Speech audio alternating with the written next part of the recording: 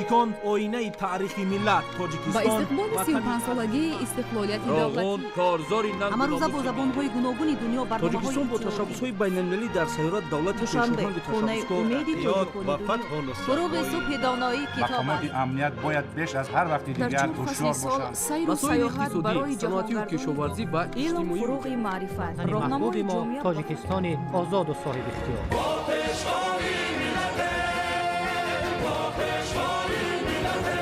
دوست باشید، اتفاق باشید، شکرانه همین دولت کنید، شکرانه همین سرزمین کنید، شکرانه کنید که چنین وطن عزیز و محبوب دارید.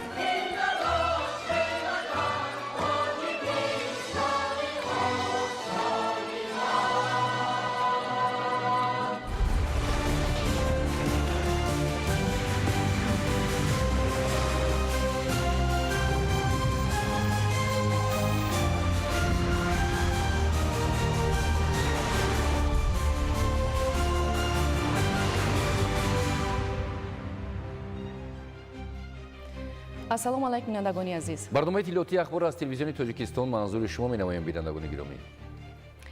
пешоҳанги тоҷикистон дар масъалаҳои доғи рӯз аз 29 то 31 майи соли равон пойтахти тоҷикистони соҳиби истиқлол шаҳри душанбе мизбони нахустин ҳамоиш дар таърихи инсоният оид ба масъалаҳои ҳифзи пиряхҳо мегардад. дар асоси пешниҳоди пешвои муаззами миллат муҳтарам эмомалӣ раҳмон ва қабули қаднома аз ҷониби маҷмӯаи умумии созмони милали муттаҳид инчунин ҷонибдории ҷомеаи ҷаҳон аз ин ташаббуси ояндасози президенти ҷумҳурии тоҷикистон муҳтарам эмомалӣ раҳмон соли 2025 соли ҳифзи пиряхҳо ва 25 май ҳамчун рӯзи байналмилалии ҳифзи пиряхҳо дониста шуд. ба ин хотир иштирок дар ин ҳамоиши байналмилалӣ воридшавии роҳбарони ҳайъатҳои расмӣ ба шаҳри душанбе аз субҳи 27 май оғоз гардид. то ин лаҳза ноиби президенти Малдив Ҳусайн Муҳаммад Латиф, директори бунёди иқлимии сабз Мафалда Дуарте, дабири кури созмони байналмилалии метеорологӣ Андрея Селеста ва ноиби президенти Бонки Осиёи рушд Ингминг Янд ба ҷумҳурии Тоҷикистон ташриф оварданд. имрӯза бо ташаббуси пешвои миллат муҳтарам эмомалӣ раҳмон ҷомеаи ҷаҳонӣ тоҷикистонро ҳамчун давлати пешоҳангу ташаббускор мешиносанду эътироф мекунанд, махсусан дар самти ҳаллу баррасии масоили обу иқлим ва ҳифзи пиряхҳо дар ҷаҳон. то ба имрӯз ҷомеаи ҷаҳонӣ 5 ташаббуси ҷониби тоҷикистонро дар самти обу иқлим бо иттифоқи оро пазируфтанд, ки намунаи возеҳи ғамхорӣ барои саодати башарият аст. шарҳи бештар дар гузориши ҳамкорони мо.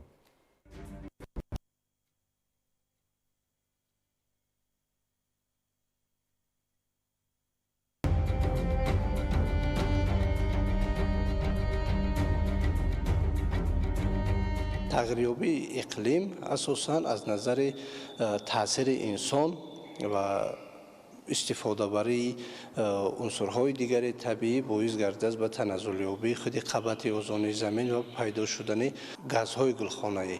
яъне ки дар ин раванд таъсири худи инсон ба тағйир ёфтани иқлим ба мушоҳида мерасад ва натиҷаи таҳлилҳои созмони ҷаҳонии обу ҳавошиносӣ нишон медиҳанд, ки ҳамасола ҳарорати миёнаи кураи замин аз меъёри муқаррар гардида, ки агар дар ҳудуди 15 дараҷаи селсия бошад, имрӯз ҳамасола ин нишондод давра ба давра баланд мегардад.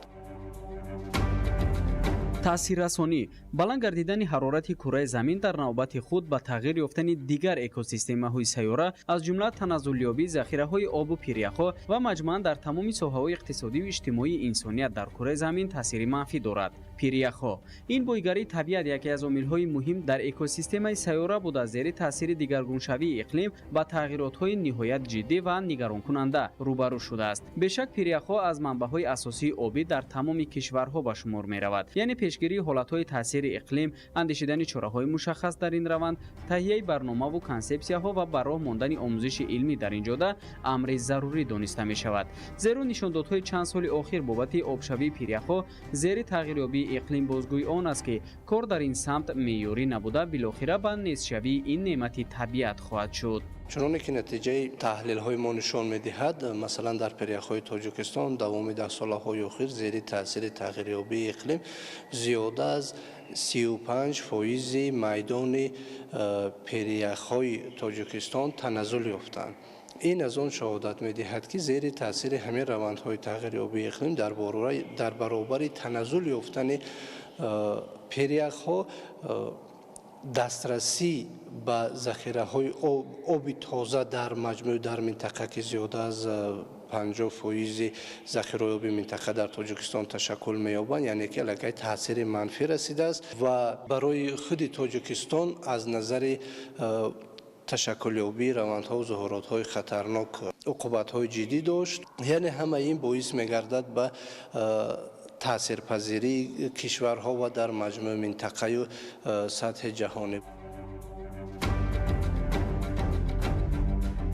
روندهای جهانی شوی در مرحله کنونی در عالم جمهوری تاجیکستان با پیشاهنگی و اقدامهای نجیب از جانب پرزیدنت جمهوری تاجیکستان پیشوای ملت محترم امامعلی رحمان چون کشور تشبثکار در حل مسائل گلوبالی و تاثیرگذار در تنظیم روندهای سیاسی منطقه شناخته شده است. تاجیکستان با رهبری پیشوای ملت محترم امامعلی رحمان در عرصه جهان قدم‌های استوار گذاشته با پیشبرد سیاست منطقه و پیشنهادهای سازنده موقع خود را استحکام بخشید و در آینده نیز با قدم‌های استوارتر در عالم نقش‌آفرینی خواهد کرد. شروع از سالهای 2000 پیشوای ملت پرزیدنت جمهوری تاجیکستان جناب عالی محترم امامعلی رحمان مسئله های آب و تغییریابی اقلیم را در یکی از هدف های اساسی سیاست خارجی کشور قرار دادند و همین است که امروز جمهوری تاجیکستان همچون کشور تشبثکار و پیشوای ملت بنیادگذار دیپلماتیای آبی در سطح بین المللی شناخته شدند و در زمینه چاره اندیشه های پیوسته پیشوای معظم ملت جناب عالی محترم امامعلی رحمان و تدبیر اندیشه های سر وقتی جامعه تاجیکستان ما در عرصه بین المللی توانستیم که 5 تشبث مستقیما داشته باشیم.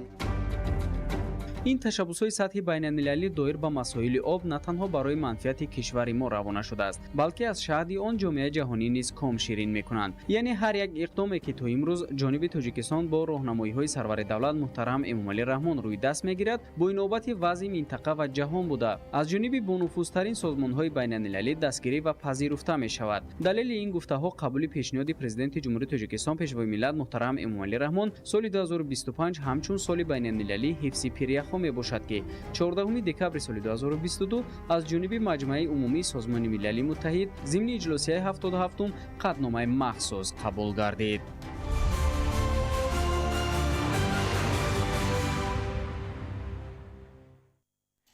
امروز در شهر دوشنبه کنفرانسیای علمی نظریوی تحت عنوان ابومنصور ماتوردی اساسگذار کلام عقلگران و تحمل پذیری برگزار گردید که در آن عالمان و دانشمندان و آموزگاران اشتراک نمودند.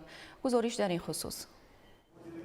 در کتابخانه ملی تاجیکستان بخشیده به 1155 سالگی عالم بزرگ تاجیک ابومنصور ماتوردی همایش علمی نظریوی دایر گردید. در چاره‌بینی یاردمچی پرزیدنت جمهوری تاجیکستان عاید به مسئله‌های رشد اجتماعی و رابطه با جامعه نمایندگان وزارت و اداره‌ها، عالمان و دانشمندان و کارشناسان از خارج جمهوری اشتراک نمودند. در کنفرانس گفته شد که ابومنصور ماتوردی یکی از چهره‌های شناخته در حوزه ماوراءالنهر و بیرون از آن محسوب شده در ماتورید یکی از دهه‌های سمرقند است تولد شده است. تمام عالمان جهان با امام ابومنصور ماتوریدی سمرقندی تاجیکی با گذشت زیاده از 1000 سال ارج می‌گذارند. اثرهایشان به زبان‌های گوناگون جهان با تعدادهای زیاد نشر گردیده است و امروز برای بلند برداشتن حس وطندوستی مردم راه اندازی نمودن تعلیمات امام ماتوریدی با منفعت کار خواهد بود. اشتراکچیان دایر به اندیشه‌های اجتماعی، فرهنگی، فلسفی، تشکل علم و دیگر مسائل مربوط به آثار گرانبهای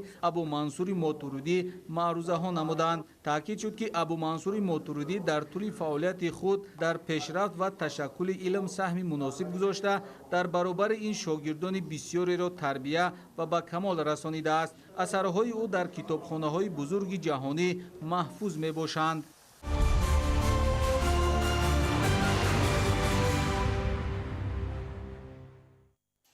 ободонӣ дар маҳал имрӯзҳо дар деҳоти ҷамоати ёрии шаҳри панҷакент бахшида ба ҷашни 35-солагии истиқлоли давлатӣ дар 19 иншоот корҳои сохтмонӣ идома дорад. дар раванди корҳои созандагию бунёдкорӣ саҳми сокинони маҳал низ назаррас аст. гузориши ҳамкорони мо.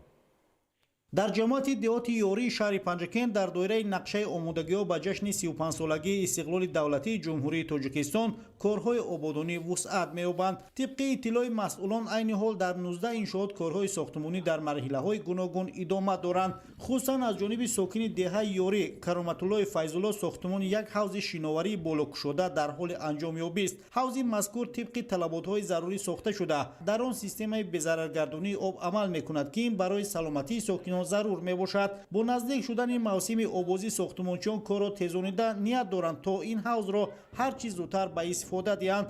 дар марҳилаи дигар соҳибкор ният дорад то дар паҳлӯи ин як ҳавзи дигар барои обозии кӯдакон низ бунёд намояд. аз ҷониби сокини дигари деҳаи ёрӣ ғайрат саидҷалолов як пули мошингузар бо дарозии 10 метр ва паҳнои 6 метр бунёд гардидааст. ҳамчунин ду канори пул соҳилбандӣ гардидааст то аз ҳодисаҳои эҳтимолии фавқулода пешгирӣ карда шавад. тибқи иттилоъ пули пешина бар асари омадани сел пурра хароб гардида буд ва дар баъзе ҳолат рафтуомади сокинон ба мушкилӣ сурат мегирифт. акнун мушкилот бартараф ва рафтуомади сокинон осон гардонида шуд. дар арафи ҷашни бузурги миллӣ 35-солагии истиқлолияти давлатии ҷумҳурии тоҷикистон дар ҷамоати деҳоти ёрӣ сохтмони 59 иншоот ба нақша гирифта шуда буд ки то имрӯз 40 иншоот сарбаландона аз тарафи мардуми меҳнаткарини ҷамоати деҳоти ёрӣ сохта ба истифода дода шуд ва айни замон дар 19 иншооти дигар корҳои сохтмонӣ бо маром идома доранд. ҳамчунин дар гӯшаи дигари деҳаи ёрии ҷамоати деҳоти ёрии шаҳри панҷакент сохтмони як сартарошхона дар ҳоли анҷомёбист.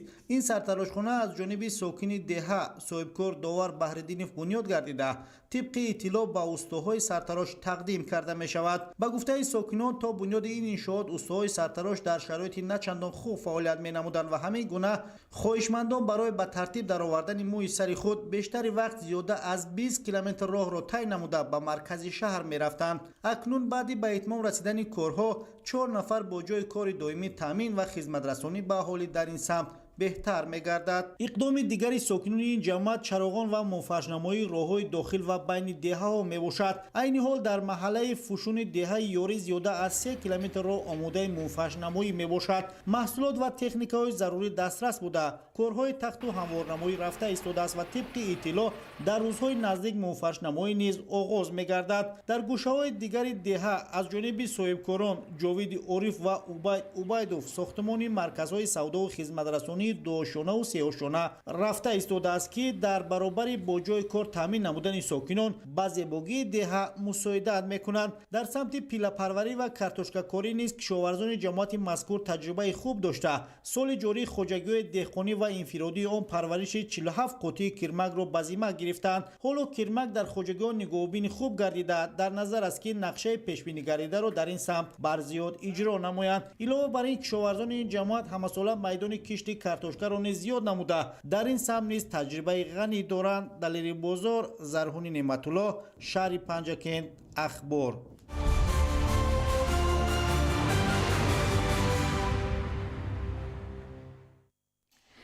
ба истиқболи ҷашни 35-солагии истиқлоли давлатии ҷумҳурии тоҷикистон дар ҷамоати деҳоти қалъачаи Калон 57 иншооти гуногун таъйинот ба нақша гирифта шуда аз ин теъдод 50 иншоот мавриди истифодаи умум қарор дода шудааст. гузориши Фирдавс Умаров. симои шаҳри Исаравшан ба таври бесобиқа дигаргун гардида рӯз аз рӯз бо қомат афрохтани биноҳои баландошона, марказҳои савдо ва хизматрасонӣ, боғу гулгаштҳо, корхонаву коргоҳҳои саноатӣ, инфраструктураи маҳаллӣ пурра ва бо ин васила вазъи иқтисодиву иҷтимоии сокинон беҳтар шуда истодааст. тибқи иттилои масъулини мақомоти иҷроияи ҳокимияти давлатии шаҳри Исаравшан аз 990 банди нақшачорабиниҳои ҷашни бузурги 35-солагии истиқлолияти давлатии ҷумҳурии Тоҷикистон беш аз 70% иншоот мавриди истифода қарор дода шудааст. дар раванди корҳои ободонию созандагӣ саҳми сокинони бунёдкори ҷамоати деҳоти қалачаи калон назаррас буда аз 57 банди нақшачорабинӣ беш аз 50 адади онро мавриди баҳрабардорӣ қарор доданд. феълан дар ин самт корҳои созандагӣ идома дошта бо иқдоми сокинону соҳибкорон бо харҷи қариб 1 миллион сомонӣ роҳи гузари тагоби ҷамоати мазкур мунфарши асосӣ гардонида шуд. инчунин рафти корҳои ободонӣ дар деҳаи обҷувози ҷамоати деҳоти қалачаи калон ба назар мерасад. бо саҳми соҳибкори маҳаллӣ аҳмадхоҷа ҳайдаров бинои дуошонаи зебою назаррабо дар канори шоҳроҳи душанбе истаравшан хуҷандчаноқ қомат афрохта истодааст. тибқи нақшаи генералӣ иншооти мазкур аз маркази хизматрасонӣ, коргоҳи дӯзандагӣ, мағозаи ҳунарҳои мардумӣ, хизматрасонии нақлиётӣ ва дигар соҳаҳои зарурӣ иборат мебошад. гуфта шуд ки сохтмони мазкур дар доираи ҷашни 35-солагии истиқлолияти давлатӣ бунёд гардида истодааст. сокинону соҳибкорони маҳаллӣ ва бурунмарзии деҳаи балғарии ҷамоати деҳоти қалачаи калон иқдоми наҷиберо пеша карданд. акнун хонандагони ин деҳаи зебоманзар соҳиби бинои мактаби наву замонавӣ мегарданд. иншоот аз 16 синфхона ва кабинетҳои корӣ иборат буда барои беш аз 900 нафар хонанда дар ду баст пешбинӣ гардидааст. дар назар аст ки иншооти соҳаи маориф дар соли хониши 2025-2026 мавриди баҳрабардорӣ қарор мегирад. рафти корҳои таъмиру тармими боғча кӯдакистон дар деҳаи сандағундак низ ҷараён мегирад. иншооти зарурӣ аз 6 синфхонаи таълим, хонаи хоб, ошхона ва утоқҳои истироҳатӣ иборат буда барои таълиму тарбияи зиёда аз 100 нафар кӯдак пешбинӣ гардидааст. қобили тазаккур аст ки бо фаро расидани гармӣ сокинони деҳаи сандағундак дар ҳамбастагӣ бо аҳолии деҳаи қалачаи калон роҳи аҳамияти маҳаллӣ доштаро ба масофаи зиёда аз 1 километр мунфарш намуданд ки ин иқдом дар дигар деҳаҳои ҷамоат низ дастгирӣ пайдо кардааст. метавон гуфт ки созандагӣ ва ободониҳои мазкур аз меваҳои шаҳдбори истиқлолияти давлатӣ ва сиёсати дурбинонаи пешвои миллат манша гирифта тавассути ҳамдиливу ҳамдастӣ ва сулҳу ваҳдати миллӣ ватани нозанинамон боз ҳам зеботару ободтар хоҳад гашт. фирдавс умаров, мазбут бобозода, орзу маъруфов, шаҳри истаравшан, ахбор.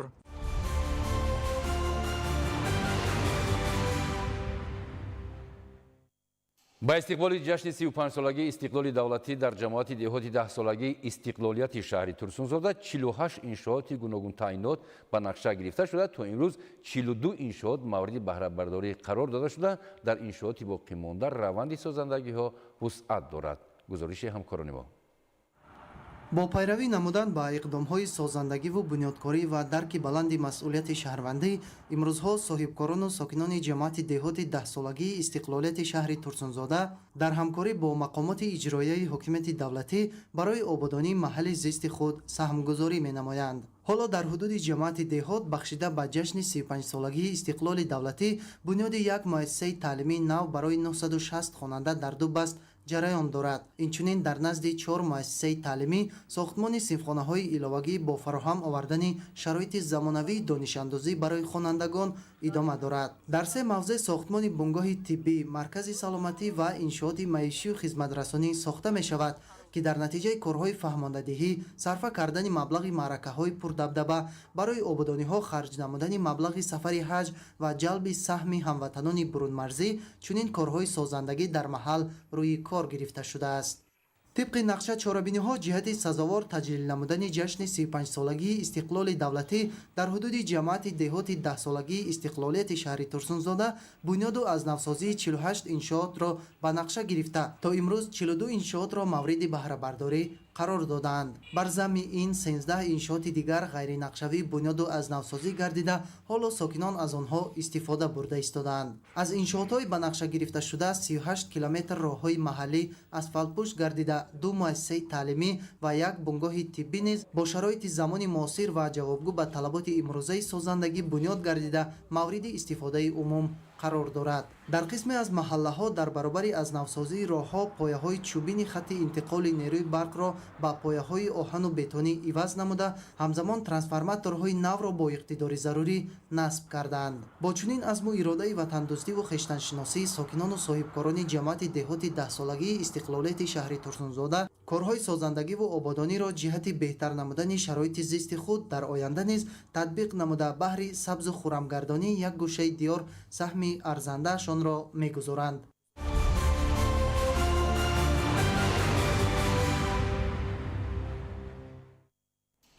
در حدود شهر و دهات اسفره زیاده از 12,000 گکتار باغ زردآلو موجود بوده. دهقانان هم مساله حاصل آن را کار کرد و به خارج کشور صادرات می‌نمایند. گزارش خبرنگاران ما. در شهر اسفره با برابری پخته رسیدن میوه‌های شهدبار فعالیت کارخانه‌های کنسرو براری نیز توسعه یافته محصولات کارکرد بندوبست و ذخیره و به فروش گذاشته می شود. جمعیت دارای مسئولیتش محدود صبحی وطن یکی از کارخانه‌های موفق در این سمت بوده در روند تأمین استقلالیتی عضوقواری مملکت سهمی مناسب می‌گذارد. عین حال در اینجا استحصال محصولات جدید و مورد توجه مشتریان از قبیل غوره آب، برگ تاک و شربت زردآلو با مرام ادامه دارد. باید گفت که این محصولات از لحاظ اکولوژی تازه در بازار داخل و خارج طلبات زیاد دارد. محصولات خوش صفت در حجم و دیزاین خاصه بندوبست گردیده با تمغه استحصال تاجیکستان به میزاجان پیشکش کرده می شود. مورد ذکری خاص است که در کارخانه 40 نمود محصولات استحصال می گردد و صفت استعمالی قسمت زیاد این محصولات در آزمایشگاه‌های معتبر بین المللی آزموده شده صاحب سرتیفیکات جهانی خاص می باشد. عین حال در کارخانه کارکرد زردآلو، افشوره زردآلو و برگ تاک رفته ایستاده است. محصولات خام را از ولایت از ناحیه باباجان غفورов شهر کانیبادان، اسفره و ناحیه اش قبول کرده ایستادیم. ما سال گذشته زیاده از 10 میلیون محصولات استحصال نموده. این سال نیت کردیم که زیاده از 13 میلیون محصولات استحصال کرده 90% محصولات ما را صادرات نماییم. عین زمان همه سیخ‌های کارخانه به کارکرد میوه‌های شهدبار تاجیکستان مشغول بوده، زردآلوهای پیشبزک را کارکرد نموده با طعم اعلا در ظرف‌های شیشگین پیشکشی میزاجان نموده ایستادند. من 4 سال باز در همین کارخانه کار میکنم. شرایطش مهیا، معاشم و سری وقتش رو میگیریم، خوراک‌های گرم همه وقت تهیا، زندگی ما خوب گذرانیم درباره همین کارخانه ما. با مقصد عملی گردانی این اقدام نیک به مقدار ضروری ظرف‌های غنجایششان گوناگون و شکر ذخیره کرده شده با یک قطار خواجگی‌های کشاورزی جمهوری برای خریداری میوه و سبزیجات عهدنامه‌ها به امضا رسیدند. تجربه جمعیت دارای مسئولیتش محدود صبحی وطن ثابت می‌سازد که شرط اساسی پیشبرد ساحه کارکرد محصولات کشاورزی در مملکت تشبثکاری، آموزش طلبات بازار، مهنت صافدلانه و استحصال محصولات با صفت می باشد. صابر ایوبی، صاحبان قربان، شهر اسفره، اخبار.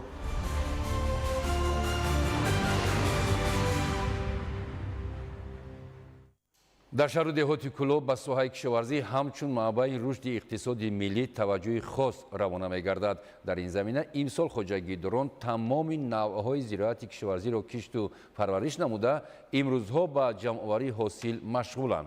گزارش انورشاه سیدعلیزاده. تامین امنیت عضوقواری و بهداشت وضع اقتصادی مردم از رشد منتظم ساحه کشاورزی وابسته است. برای تامین رشد ساحه و زیاد کردن حجم استحصال محصولات کشاورزی، خواجه‌گیداران جمعیت‌های دهات کلوب با مسئله استفاده ثمرناک زمین‌های کارم هرچی بیشتر به شغل تامین نمودن ساکنان و تامین امنیت عضوقواری چاره‌های ضروری می‌اندیشند. با اطلاع مسئولان ریاست کشاورزی میدان عمومی زمین‌های کارم در شهر دهات کلوب 6972 گکتار را تشکیل داده 6113 گکتاری آن زمین‌های کارمی آبی می‌باشند. در موسم امسال خواجه‌گیداران در میدان 648 گکتار غله‌دانگی‌ها از قبیل گندم، جو، لوبیاگی‌ها، جواری مکئی دان، در میدان 2916 گکتار زراعت‌های تکنیکی، 495 گکتار سبزیجات، 144 گکتار فلزی‌ها و 277 گکتار زراعت‌های خوراکی چاروا کشت کردند. زحمت صافدلانه کشاورزان خواجگی‌های دهقانی و کوآپراتیوهای استحصالی حدود جمعیت دهات کلوب ثمره خوب به بار آورده این روند دهقانان را دلگرم نموده است. امروزها خواجه‌گیداران به جمع‌آوری حاصل برنج سبزیجات مشغول می‌باشند. طور خودی برزگران می‌گویند هرچند کار در صحرا سهل و آسان نیست ولی در صورت به ثمر رسیدن زحمت کشیده مرد دهقان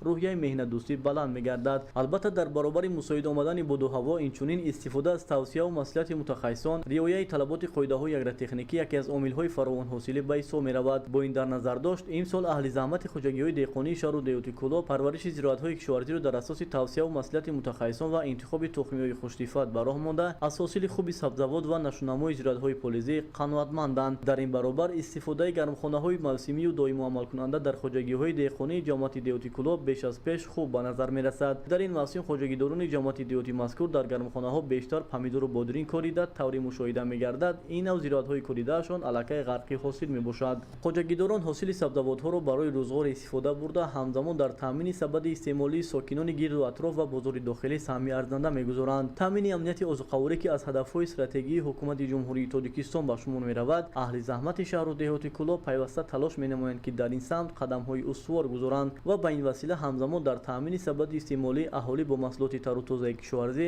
ба шуғли доимию мавсимӣ фаро гирифтани сокинон ва баландбардоштани сатҳи некуаҳволии онҳо саҳмгузор бошанд. Анваршоҳ Сайдализода, Эраҷи Қурбоналӣ, шаҳри Кӯлоб, Ахбор.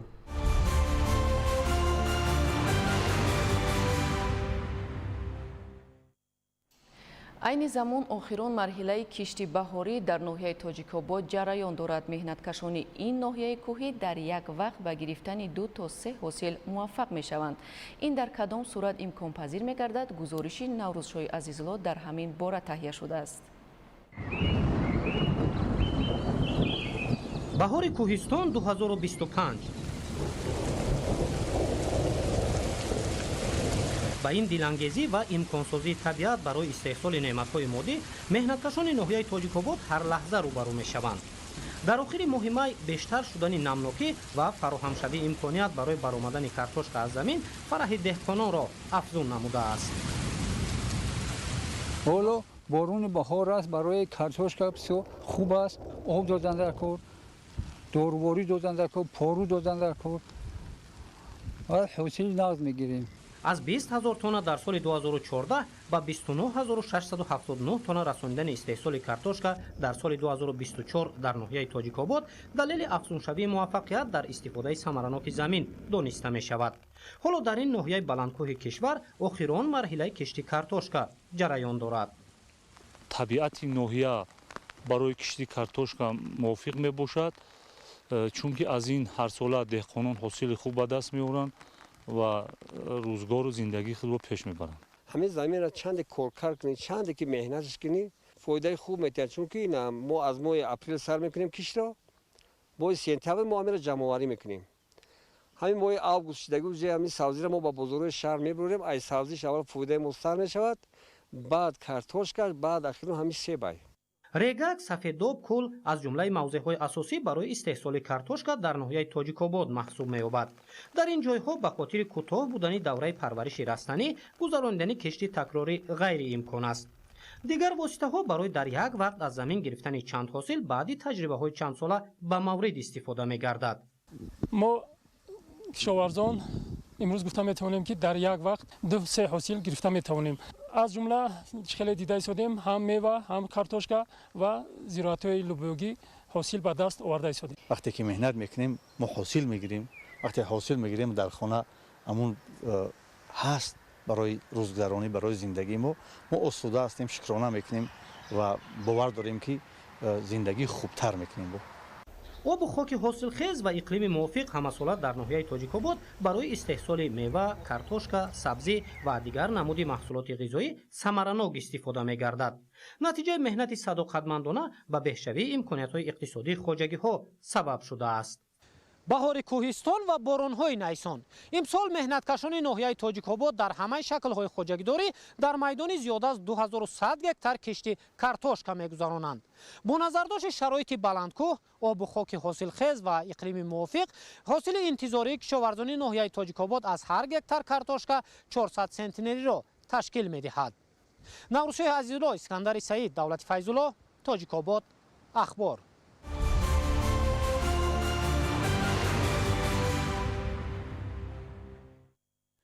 дар шаҳри ваҳдат ҷамъоварии пила оғоз гардид. то имрӯз аз ҷониби кишоварзон ба ҷамъияти саҳумии кушодаи пилаи тоҷик 7 тонна пила супорида шуд. гузориш дар ин хусус. дар шаҳри ваҳдат ҷамъоварӣ ва рафти супоридани пила ки ҳамчун ашёи пурқимати саноатии мамлакат ба ҳисоб меравад, имрӯзҳо бо маром идома дорад. در موسم بهار سال روان بزیمه اهل زحمت 11 جماعت دهات شهر وحدت 500 قوطی تخمی کرمک واگذار گردیده بود. برای پرورش نگاهبین و رشد ساحه کرمک پروری در همه روستا و دهات شهر وحدت میدان زیادی توتزار موجود می باشد. همچنین با مقصد سال تا سال زیاد نمودن حجم استحصال پیله اعلی‌صفت از جانب مسئولان ساحه کارگاه ذات‌پروری تخم کرمک پروری شهر وحدت در همدستی با جمعیت سهامی کشاده پیله تاجیک و مقامات اجرایی حکومت دولتی شهر وحدت همساله میدان توتزار نو در حدود شهر بنیاد کرده می شود. تا امروز از جانب کرمک پروران شهر وحدت و جمعیت سهامی کشاده پیله تاجیک 7 تانه پیله جمع‌آوری گردیده سپاریده شده است. طبق نشان دهنده‌های آماری کرمک پروران جماعت دهات بهار در جاده جمع‌آوری پیله در حدود شهر وحدت نظر به دیگر کرمک پروران پیش‌صف بوده تا امروز 1200 کیلوگرم پیله اعلی‌صفت را به جمعیت سهامی کشاده پیله تاجیک دسترس نمودند. 18,000 کیلوگرم نقشه استحصال پیله در سال جاری از 500 قوطی کرمک بزیمه گرفته کرمک پروران شهر وحدت می باشد که طبق اطلاع روزهای نزدیک پورا اجرا می گردد. هوسمندگردانی مسئولان ساحه کرمک پروران را روح بلند می نماید تا که نقشه استحصال پیله در شهر وحدت بر زیاد اجرا گردد. محمد علی عبدالکریم، اسمت الله عبدالزاده، وحدت اخبار.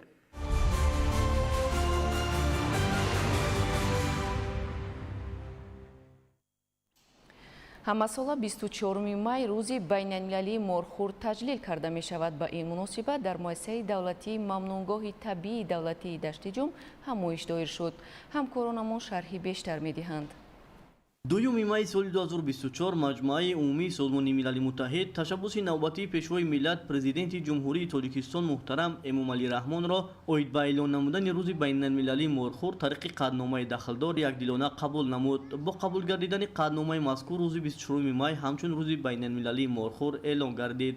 соли дуюм аст ки рӯзи ҷаҳонии морхӯр дар мамлакат таҷлил карда мешавад. ба ин муносибат дар муассисаи давлатии мамнугоҳи табиии давлатии дашти ҷум воқеъ дар ноҳияи Шамсини Шоҳини вилояти Хатлон чорабинӣ бо шукӯҳ доир карда шуд. дар чорабинӣ роҳбарияти кумитаи ҳифзи муҳити зисти назди ҳукумати ҷумҳурии Тоҷикистон, мақомоти иҷроияи ҳокимияти давлатии ноҳияи Шамсини Шоҳин, намояндагон аз иттиҳодияҳои байналмилалии ҳифзи табиат ва дигар олимони соҳа иштирок намуданд. зимни баромади худ нотиқон аҳамияти баргузории чорабинии мазкурро оид ба ҳифзи морхӯр эътирофи ташаббусҳои миллӣ ва минтақавие ки аллакай татбиқ мешаванд баланд арзёбӣ карданд. гуфта шуд ки қаъднома аҳамияти бартараф намудани камшавии бесобиқаи ҷаҳонии гуногунии биологиро эътироф карда ҳифз ва нигоҳ доштани макони зисти табиии морхӯрро ҳамчун зарурати экологӣ таъкид намудааст. дар он инчунин аҳамияти ҳамкории байналмилалӣ ва минтақавӣ оид ба ҳифзи морхӯр эътирофи ташаббусҳои миллӣ ва минтақавие ки аллакай татбиқ мешаванд таъкид карда шудааст. морхӯр яке аз ҳайвонҳои нодири минтақаҳои кӯҳии осиёи марказӣ ва осиёи шимолӣ аз ҷумла тоҷикистон, покистон, ҳиндустон,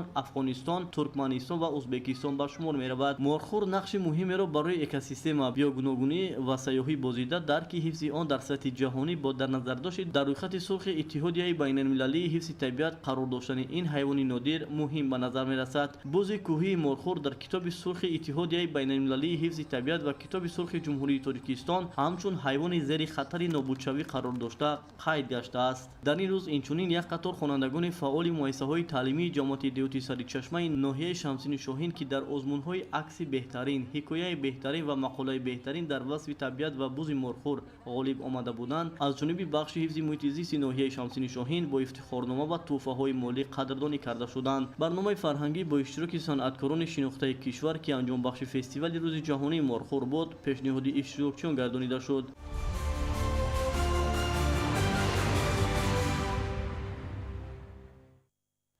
дар шаҳри хорух ба шуда ба 31-мин солгарди таъсисёбии қушунаҳои сардардии кумитаи давлатии амнияти миллии ҷумҳурии Тоҷикистон чорабини идона баргузор гардид.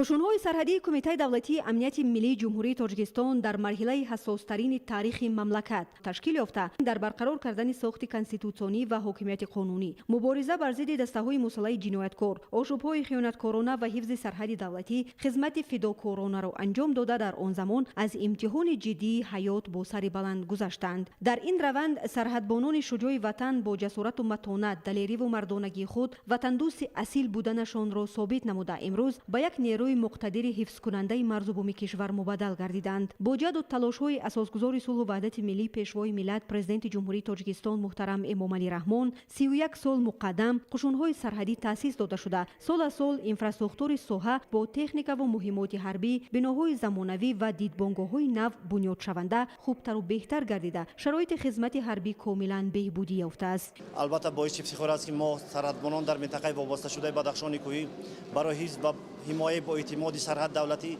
تمام سعی و کوشش را به خرج می‌دهیم. اگر ضرور باشد جان خود را دریغ نمی‌داریم. جوانان با اور و ناموس ولایت مختار کوهستان بدخشان دوام چند سال اخیر با درک بلند مسئولیت و خودشناسی ملی، حرمت و احترام به ارزش‌های بلند وطن پرستی نخستین شده. نقشه دعوت به صف قوه‌های مسلح جمهوری تاجیکستان را تامین می‌نمایند که این مایه افتخار خرد و بزرگ ولایت مختار کوهستان بدخشان و من جمله جمهوری تاجیکستان میباشد. پس از سخنان تبریکاتی به مرزبانان شجاع، افتخارنامه رئیس ولایت مختار کوهستان بدخشان، کمیته دولتی امنیت ملی جمهوری تاجیکستان، مدال‌های جشنی، های نوبتی، افتخارنامه و سپاسنامه و تحفه‌های ارزشناک در وضعیت تنتنوی تقدیم کرده شدند. برنامه ایدانه کنسرتی با محتوای وطن و وطنداری در اجرای بهترین صنعتکاران اهل صنعت بدخشان، انجام بخش منطقی چوربینی ایدانه بخشیده به سالگرد نوبتی تأسیسیابی قشون‌های سرحدی کمیته دولتی امنیت ملی جمهوری تاجیکستان در ولایت مختار کوهستان بدخشان گردید.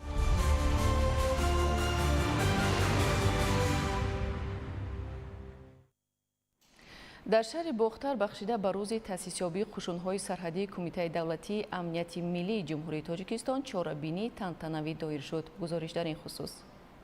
بخشیده به روز تأسیسیابی قشون‌های سرحدی کمیته دولتی امنیت ملی جمهوری تاجیکستان در تئاتر دولتی موسیقی مستکوی به نام عطا محمدجانов شهر باختر چهاربینی تنتنوی فرهنگی با اشتراک مسئولین مقامات اجرایی حکومت دولتی ولایت ختلان و نمایندگان ساختارهای قدرتی برگزار گردید و ابراز گردید که قشون‌های سرحدی کمیته دولتی امنیت ملی جمهوری تاجیکستان یکی از مهمترین قسم‌های قوه‌های مسلح محسوب یافته همیشه در صف اول برای حفظ استقلالیت، امنیت ملی و ثبات کشور قرار دارد. تاکید کرده شد که سرحد نه تنها یک خط جغرافی بلکه رمز استقلالیت، ناموس و شرف ملت بوده، حفظ آن رسالت مقدس هر یک فرد وطن دوست به حساب می رود. از اینجاست که قشون‌های سرحدی کمیته دولتی امنیت ملی جمهوری تاجیکستان سپری با اعتماد دولت و خط حفظ امنیت ملی ارزیابی می گردد.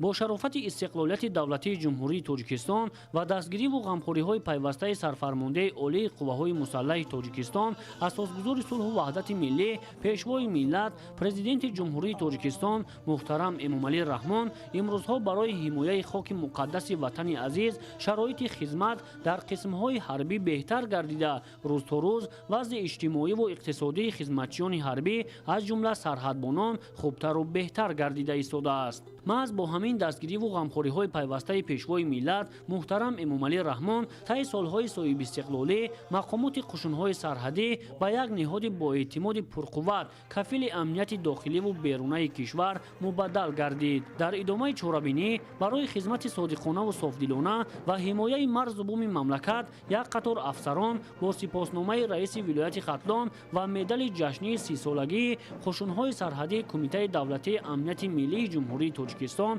سرفراز گردانیده شدند. انجام چهاربینی امروزه را برنامه فرهنگی دیدنی اهل فرهنگ ولایت که سرشار از سرود و ترانه‌های ترنمگر استقلال و آزادی بود، جالبیت و شکوه دیگر بخشید. سمندر شایب اسکندری سعید، شهر باختر، اخبار.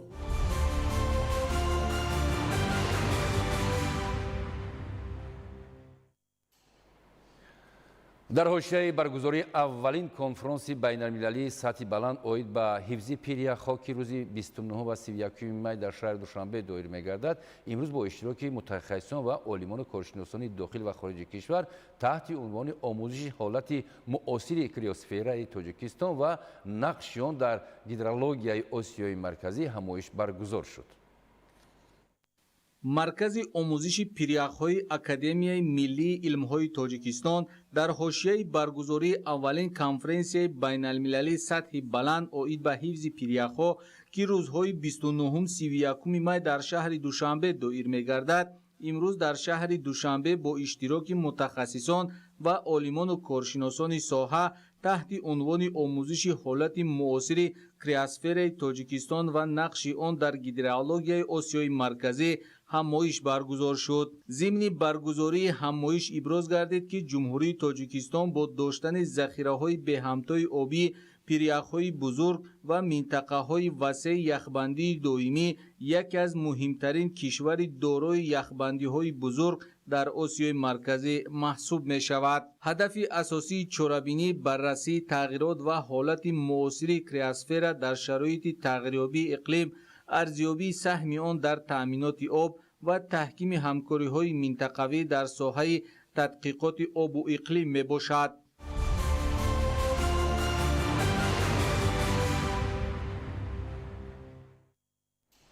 бо мақсади баландбардоштани маърифати экологӣ ҷалби таваҷҷӯҳи ҷомеа ба хусус насли наврас ва ҷавонон ба масъалаҳои ҳифзи муҳити зист имрӯз дар вазорати маориф ва илми ҷумҳурии тоҷикистон конференсияи илми назариявӣ таҳти унвони пиряхҳо ва ҳифзи сарватҳои табиӣ дар партави ташаббусҳои ҷаҳонии пешвои миллат баргузор гардид. таваҷҷӯҳ намоед. با مقصد بلند برداشتن معرفت اکولوژی جلب توجه جامعه بخصوص نسل نورس و جوانان و مسئله حفظ محیط زیست امروز در وزارت معارف و علم جمهوری تاجیکستان کنفرانس علمی نظریوی تحت عنوان پیریخ‌ها و حفظ ثروت‌های طبیعی در پرتو تشبس‌های جهانی پیشروی ملت برگزار گردید. تاکید گردید که پرزیدنت جمهوری تاجیکستان پیشروی ملت محترم امومالی رحمان با درک عمیق عاقبت‌های تغییریابی اقلیم و آبشویی با سرعت پیریخ‌ها پیشنهاد کردند که سال 2025 همچون سال بین‌المللی حفظ پیریخ‌ها و 21 مارس همچون روز جهانی حفظ پیریخ‌ها اعلام کرده شود. با پیشنهاد جمهوری تاجیکستان و دستگیری بیش از 150 کشور عضو سازمان ملل متحد 14 دکبر سال 2022 قدنامه داخلدار در جلسه 77 مجمع عمومی سازمان ملل متحد با اتفاق آرا قبول گردید. این اقدام در تاریخ جهانی حفظ محیط زیست پدیده نادر و بی‌نظیر بوده از نفوذ افزاینده تاجیکستان در عرصه بین‌المللی شهادت می‌دهد.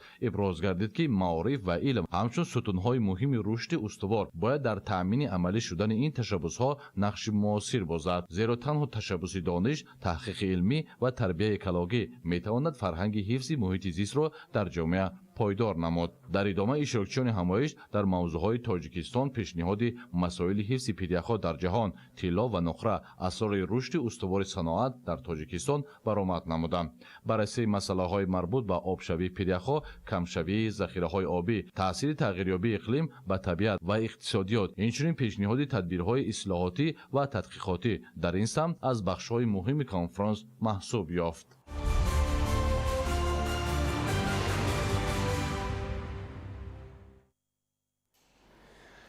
در اکادمیای اداره‌کنی دولتی نزد پرزیدنت جمهوری تاجیکستان کنفرانسیای بین‌المللی علمی عملی تحت عنوان نوسازی سیاست اجتماعی در جمهوری تاجیکستان تجربه بین‌المللی و خصوصیت‌های ملی برگزار گردید.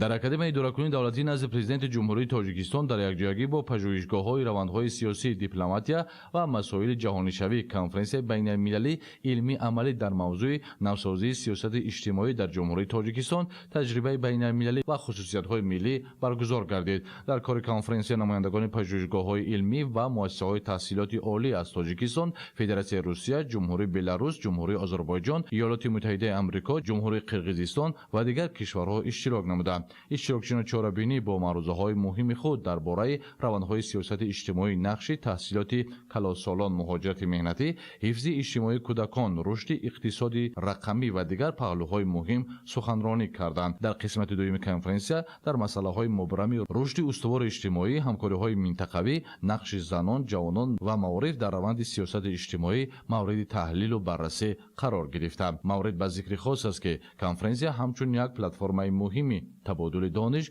و تجربه با بحث‌های سازنده و تشکیل پیشنهادهای عملی برای تکمیل سیاست اجتماعی کشور مساعدت می‌نماید.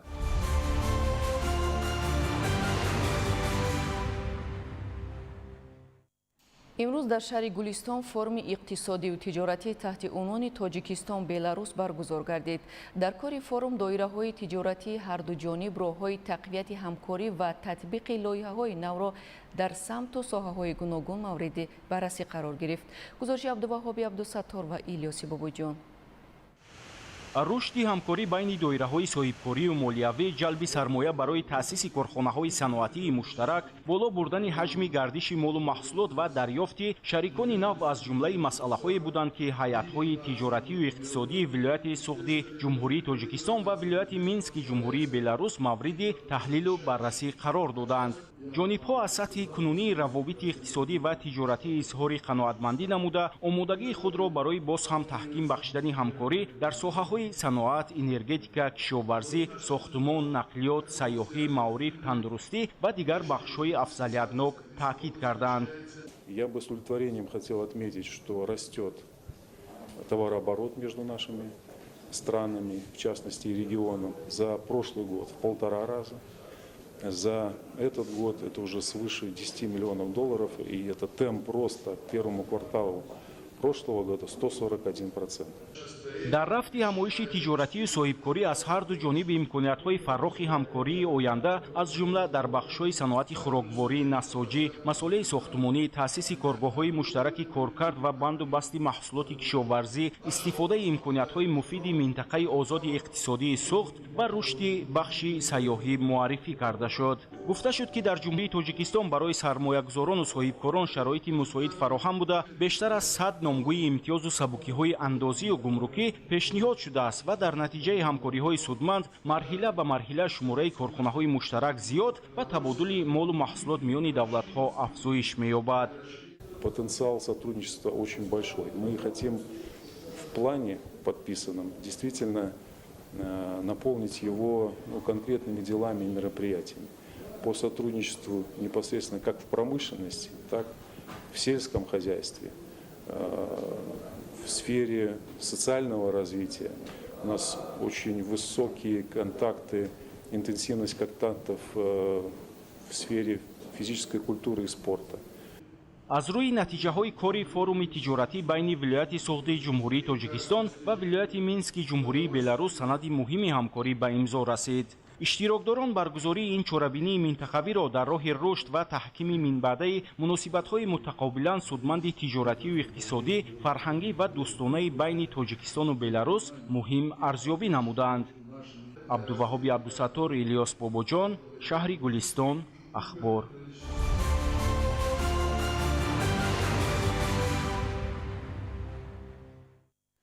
бо мақсади баланд бардоштани сатҳи маърифати ҳуқуқии ҷавонону наврасон, тарбияи онҳо дар рӯҳияӣ ва тандурустӣ, тарзи ҳаёти солим, тарғиби арзишҳои демократӣ дар байни ҷавонон дар шаҳри Душанбе ҳамоиш доир гардид. дар коллеҷи омӯзгорӣ ба номи Хосият Махсумоваи донишгоҳи давлатии омӯзгории Тоҷикистон ба номи Садриддин Айнӣ чорабинӣ таҳти унвони тарбияи ватандӯстии ҷавонон омили таҳкими пояҳои давлатдории миллӣ бо иштироки масъулин ва намояндагони идораҳои дахлдор доир гардид. гуфта шуд, ки баргузории чунин ҳамоиш, ки ба мавзӯи тарбияи ватандӯстӣ ва таҳкими ҳуввияти миллии ҷавонон бахшида шудааст, имкон фароҳам меорад, ки масъалаҳои умдаи муҳими ҷавонон дар шароити ҷаҳонишавӣ муҳокима шуда, мақсад ва ҳадафҳои сиёсати давлатӣ дар самти ҷавонон боз ҳам амиқ ва равшантар шаванд. таъкид гардид, тарбияи ҷавонон дар рӯҳияи маърифатандӯзӣ, меҳанпарастӣ ва дар амал татбиқ намудани таъкидҳои созандаи пешвои миллат сабаб мегардад, ки мардуми шарифи Тоҷикистон дар сохти зарфияти таърихиамон беш аз пеш муваффақ гарданд ва бо дастовардҳои назаррас мамлакатамонро бештар дар арсаи ҷаҳон муаррифӣ намоянд. дар чорабинӣ аз ҷавонон даъват шуд, ки бо истифода аз имконоту шароити муҳайё намудаи давлату ҳукумат ба омӯзиши забонҳои хориҷӣ ва аз худкунии илмҳои дақиқ машғул шаванд ва бо ин роҳ дар рушду тараққиёти минбаъдаи давлат саҳми муносиб гузоранд.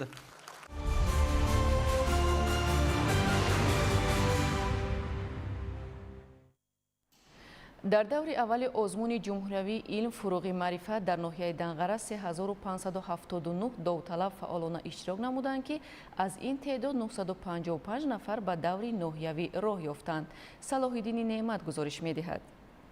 дар муассисаи таҳсилоти миёнаи умумии рақами 75 ноҳияи Данғара даври ноҳиявии озмуни ҷумҳуриявии илм, фуруғи маърифат баргузор карда шуд. Дар маросими ифтитоҳи озмун масъулини мақомоти иҷроии ҳокимияти давлатии ноҳия таъкид доштанд ки истиқлолияти давлатии ҷумҳурии Тоҷикистон барои рушду нумӯи тамоми соҳаҳои ҳаёти ҷомеа шароити мусоид фароҳам овард. Бо ташаббусу дастгириҳои бевоситаи пешвои миллат муҳтарам Эмомалӣ Раҳмон дар радифи самтҳои гуногун илми тоҷик низ дар ҳоли тараққӣ қарор дорад. Бо зиёд шудани гимназияву литсейҳо, муассисаҳои миёнаи умумӣ, миёнаи касбӣ, олии касбӣ ва муассисаҳои илмӣ тадқиқотӣ, шумораи хонандагону донишҷӯён, магистрантону докторантон ва номзадҳову докторҳои илм низ рӯ ба афзоиш ниҳодааст. Дар даври аввали озмуни ҷумҳуриявии илм, фуруғи маърифат дар ноҳияи Данғара 3579 нафар довталабон аз ҳисоби хонандагон, донишҷӯён, омӯзгорон ва дигар қишрҳои ҷомеа фаъолона иштирок намуданд ки аз онҳо 955 нафарашон ба даври ноҳиявӣ роҳ ёфтанд.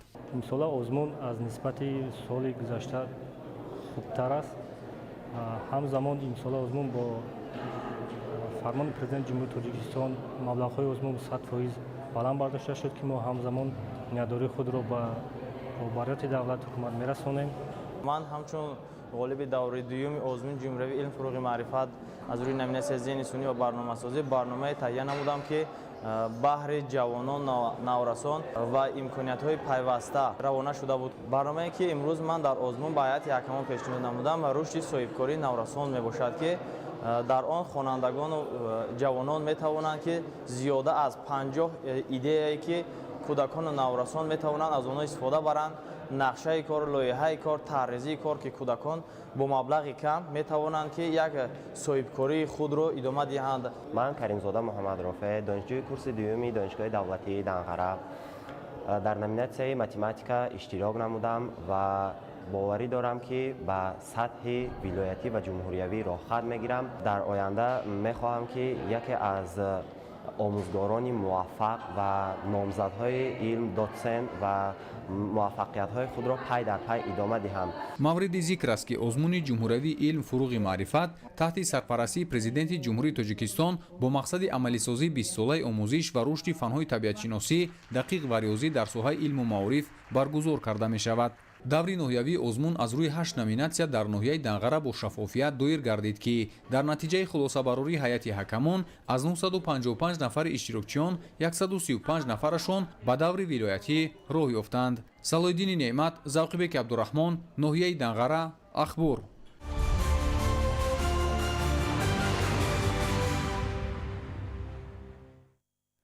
даври дуюми озмуни ҷумҳуриявии илм, фуруғи маърифат дар ноҳияи Файзобод ҷараён дорад.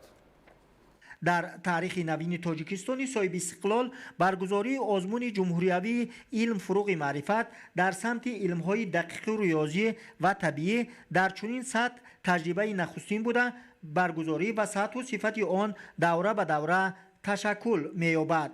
сарвари давлат ба омӯзиши соҳаҳои мухталифи илм аз ҷумла илмҳои дақиқ таваҷҷӯҳи махсус зоҳир намуда, ҷиҳати тақвият бахшидани равандҳои омӯзиши он пайваста ташаббусҳои бунёдиву созанда нишон медиҳанд. зеро омӯзиши фанҳои табиию риёзӣ ва дақиқ дар раванди ҷаҳонишавӣ ва рушду тараққии бемайлони техникаву технология барои тарбияи кадрҳои баландихтисос ва ҳамқадами замон омили хеле муҳим мебошад. дар ноҳияи Файзобод даври дуюми озмуни ҷумҳуриявии илм, фуруғи маърифат бо ширкати фаъолонаи хонандагони муассисаҳои таълимӣ доир гардид. дар даври ноҳиявии озмуни ҷумҳуриявии илм, фуруғи маърифат дар ноҳияи Файзобод 457 нафар хонандагон ва донандагони илмҳои риёзӣ ва ихтироъкорону навоварони наврас ширкат намуданд. иброз гардид ки ин иқдоми пешвои муаззами миллат муҳтарам Эмомалӣ Раҳмон хеле заруриву саривақтӣ ба ҳисоб меравад, зеро имрӯз ҷомеаи ҷаҳон танҳо бо роҳи илмомӯзӣ иқтисодиёти хешро вусъат бахшида метавонад. озмуни мазкур аз нигоҳи илмӣ паёмадҳои мусбии хубе дорад. Маҳмадалӣ Абдукарим, Исматулло Абдуллозода, Хайрулло Холмуминзода барои барномаи Ахбор.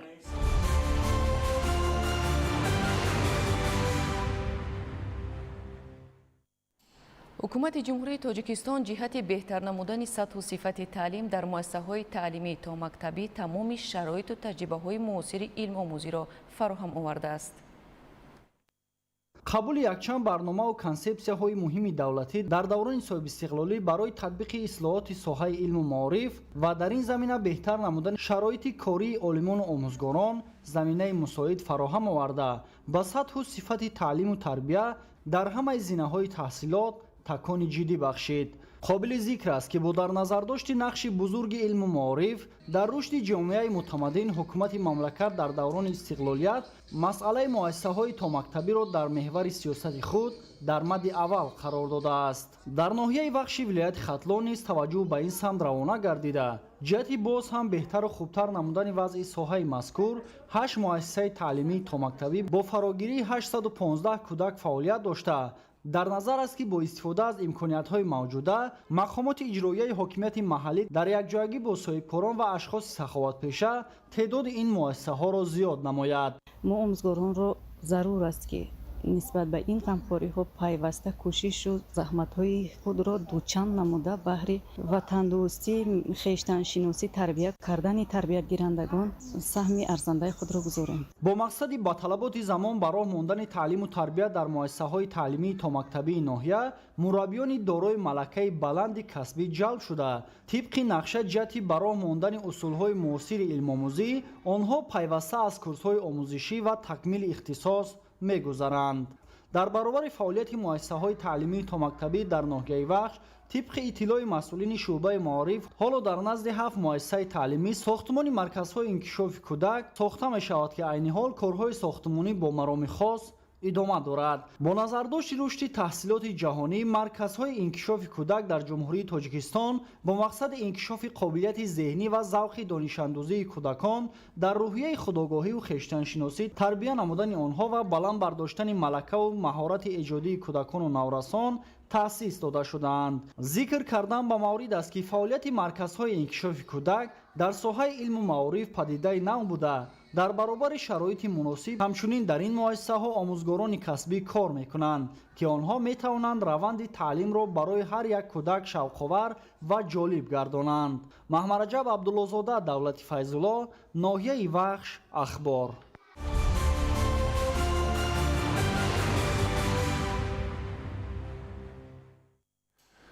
сокини ноҳияи шаҳри Тус Абдулло Баротов ба ҳунари қадимаи кулолгарӣ 42 сол мешавад ки машғул аст ва дар рушди ин ҳунари миллӣ саҳми арзандаи хешро мегузорад. боиси ифтихору сарфарозист ки бо дастгирии ҳукумати ҷумҳурии тоҷикистон хоста пешвои муаззами миллат муҳтарам Эмомалӣ Раҳмон ҳунарҳои мардумӣ рӯз аз рӯз ревоҷу равнақ пайдо намуда истодааст. ба хусус ҳунари мардумии кулолгарӣ. Абдулло Баротов таи 42 сол аст ки бо омода намудани ҳар гуна ашёҳои зарурии рӯзгор ба хусус гулдон, кӯза ва дигар ашёҳо машғул будаву дар дубора эҳё гардидани ин ҳунари миллӣ саҳми муносиб дорад. ин ҷо самараи меҳнати Абдулло Баротов гирд оварда шудааст ва зиёда аз 6 намуди ашёи қадимаи миллиро ташкил медиҳанд. кӯза, гулдон, чойнику пиёла ва зарфҳои махсус барои гарм нигоҳ доштани хӯрок ки гузаштагони мо аз он истифода мебурданд, ин марди ҳунарманд бештар чунин намуди ашёҳоро омода месозад. аз соли 93 инҷониб ман ба ҳамин кор машғул ҳастам. албатта талабот бисёр таблак мекунам, кӯзаи барои гулдоно мекунам, талабот бисёр маъқулаи халқ ҳамаш тарафдорӣ мекунанд ки бисёртар ку хуштуртар ку. албатта ман қафои ҳамин ҳунарам зиндагима пеш бурда истодиам. ҳунари кулолгарӣ гарчанде осон ба назар менамояд, вале дар асл хело кори мушкил буда аз бахшҳои гуногун иборат аст. барои офаридани чунин зебоиҳо интихоби гил, интизор шудан барои омода гардидани ашёи хом ва гулпардозӣ дар болои ашёҳои истеҳсолшуда лозим меояд, иброз медорад Абдулло Баротов. кори кулолгарӣ ҳам хел астае ки лой тайёр мекунем, мегзаронӣ, майда мекунем, мехӯбонӣ, вақта мегирад, не ки бо ҳамин вақти муайянаш агар ҳамин корро иҷро кунӣ лой нағз омода мешавад. таваҷҷӯҳ ва дастгириҳои пайвастаи ҳукумати мамлакат хоса пешвои муаззами миллат муҳтарам Эмомалӣ Раҳмон ин марди ҳунарро рӯҳбаланд намудааст то бештар дар рушд ҳунарро ба омӯзиш ҷалб намояд. таври худи ӯ мегӯяд таваҷҷӯҳи ҷавонон ба аз худ намудани ҳунари кулолгарӣ зиёд аст ва ҳамарӯза ба омӯхтани нозукиҳои он муроҷиат менамоянд. иштироки Абдулло Баротов дар озмуну фестивалҳои ҷумҳуриявию байналмилалӣ агар аз як ҷиҳат ба муаррифии ҳунарҳои мардумӣ мусоидат намояд, аз ҷониби дигар дар ҷалби ҷаҳонгардон ба мавзеъҳои сайёҳии кишвар нақш мегузорад.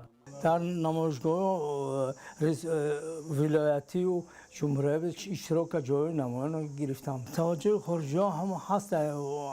озмуно мерем, вилоятда будем, ҷумҳурiyda будем, бисёр назар мекунанд, нигоҳ мекунанд, мебинанд, мехаранд. ҷавонони хориҷаи ҳама бисёртар хубтару беҳтар ҷалб шавад, барои бисёртар аз худ канда кор, бисёртар меҳнат канда кор. ӯ дар чорабиниҳои сатҳи баланд борҳо иштирок кардаву ба гирифтани ҷойҳои намоён сазовор гардидааст. ин шахси ҳунарманд ҳадаф ба рушди ҳунармандӣ, соҳибкасб намудани ҷавонон ва эҳёи ҳунарҳои миллӣ равона намудааст. Самандар Шоев, Искандари Саид, ноҳияи шаҳри Туз, Ахбор.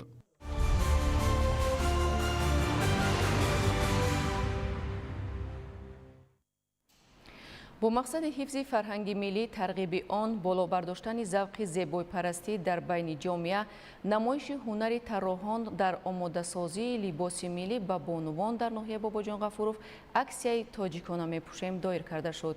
гузориши хабарнигорони мо. аксияи тоҷикона мепӯшем ки дар асоси нақша чорабиниҳои мақомоти иҷроии ҳокимияти давлатии ноҳияи Бобоҷон Ғафуров аз тарафи бахши кор бо занон ва оилаи ноҳия роҳандозӣ гардид, беш аз 500 нафар занон, духтарон, ҳунармандон, тарроҳон ширкат карда кори дастӣ, таҳияи матоъ, духти либос ва унсурҳои хоси миллиро пешниҳод доштанд. ба таъкиди масъулин баргузории аксия бо мақсади баланд бардоштани завқи зебоипарастӣ, нигоҳдошт ва тарғиби фарҳанги миллӣ, пешгирӣ аз фарҳанги бегона ва дар замири насли ҷавон ҳарчи бештар ҷой додани ҳисси худшиносию худогоҳӣ ва ҳифзи фарҳанги миллӣ, тақвияти кори ҳунармандон, омӯзиши касбу ҳунари дӯзандагӣ, тарроҳӣ ва ҷавондухтарон амалӣ шудааст. иштироки зиёди бонувон, тарроҳон дар ҳамоиши ифтихори миллӣ баёнгари фарҳанги баланди онҳо мебошад.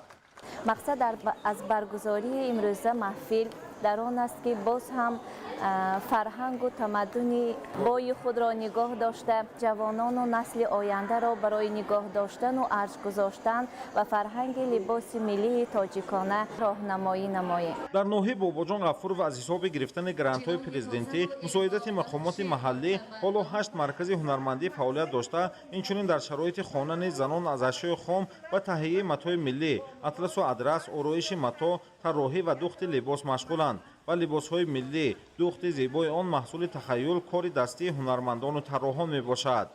як ҷузъи фарҳанги миллӣ ин либоси миллӣ мебошад ки муаррифгари бевоситаи халқи тоҷик, миллати кӯҳанбунёд ва тамаддунофари тоҷик мебошад.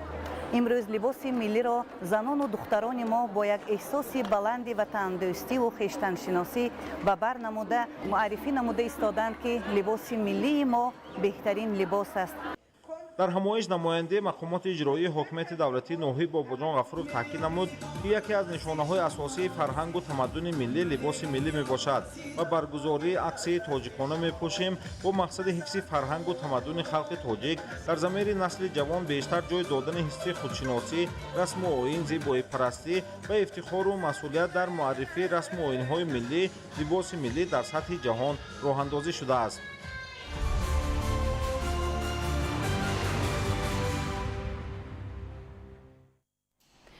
дастаи мунтахаби наврасони тоҷикистон синни то 16-сола мусобиқаи қаҳрамонии ассотсиатсияи футболи осиёи марказиро ки дар шаҳри Тошканд ҷараён дорад бо муваффақият оғоз кард. дастаи мо таҳти роҳбарии Далер Қиёсов дар бозии якуми худ бар тими Туркманистон бо ҳисоби 4-1 пирӯз шуд. Парвиз Сангинов аз ҳайати тими миллии наврасони Тоҷикистон муаллифи дубл гардид. Як туби дигарро Муҳаммадҷон Пираҳмадов вориди дарвозаи ҳарифон намуд. як гори дигарро футболбозони туркман ба дарвозаи худ заданд.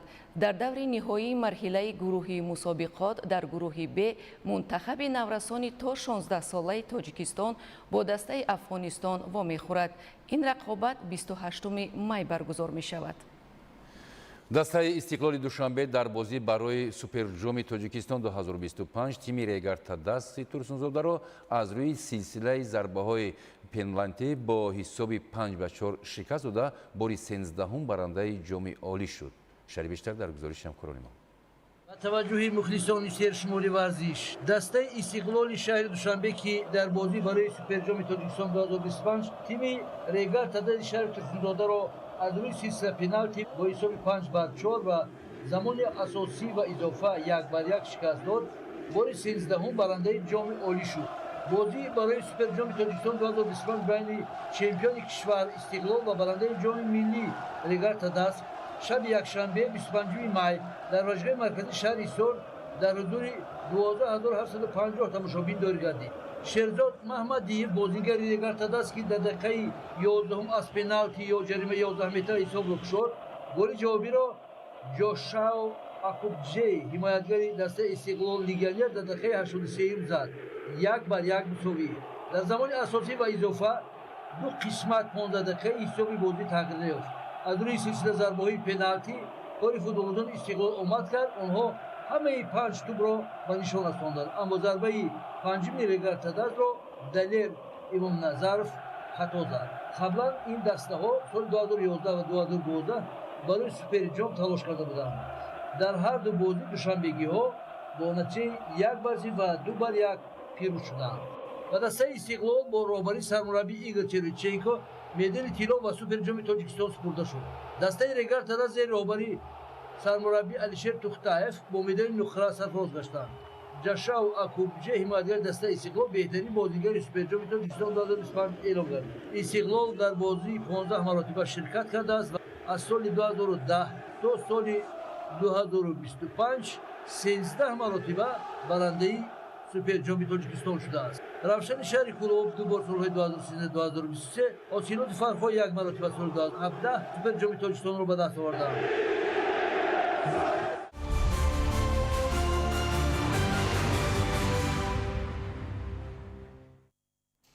бинандаҳои азиз, ин буд барномаи иттилоотии ахбор. хайр саломат бошед.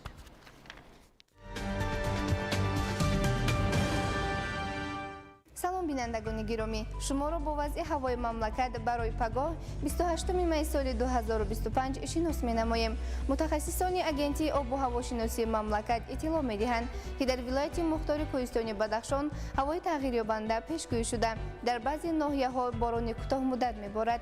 ҳарорати ҳаво дар ғарби вилоят шабона 7-12 дараҷа гарм, рӯзона 19-24 дараҷа гарм мешавад. дар шарқи вилоят шабона аз 3 дараҷа хунук то 2 дараҷа гарм, рӯзона 11-16 дараҷа гарм мешавад. дар вилояти хатлон ҳавои тағйирёбанда пешгӯӣ шуда танҳо шабона дар баъзе ноҳияҳои доманкӯҳӣ борони кӯтоҳмуддат меборад. ҳарорати ҳаво дар водиҳо шабона 16-21 дараҷа гарм, рӯзона 28-33 дараҷа гарм мешавад. дар ноҳияҳои доманкӯҳӣ шабона 13-18 дараҷа гарм, рӯзона 20-25 дараҷа гарм мешавад. дар вилояти суғд ҳавои тағйирёбанда пешгӯӣ шуда дар баъзе ноҳияҳо борони кӯтоҳмуддат борида эҳтимолан раъду барқ ба амал ояд.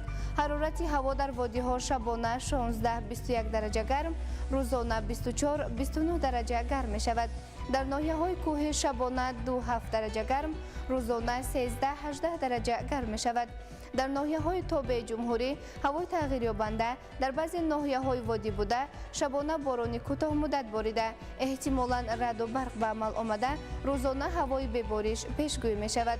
дар баъзе ноҳияҳои кӯҳӣ борони кӯтоҳмуддат борида раъду барқ ба амал меояд. ҳарорати ҳаво дар водиҳо шабона 16-21 дараҷа гарм, рӯзона 24-29 дараҷа гарм мешавад. дар ноҳияҳои кӯҳӣ шабона 6-11 дараҷа гарм, рӯзона 18-23 дараҷа гарм мешавад. дар шаҳри душанбе ҳавои тағйирёбанда шабона борони кӯтоҳмуддат борида рӯзона бебориш дар назар аст. ҳарорати ҳаво шабона 16-18 дараҷа гарм, рӯзона 27-29 дараҷа гарм мешавад. бинандагони гиромӣ, дар ҳама гуна вазъи ҳаво ба шумо таби хушу болидаро таманно дорем.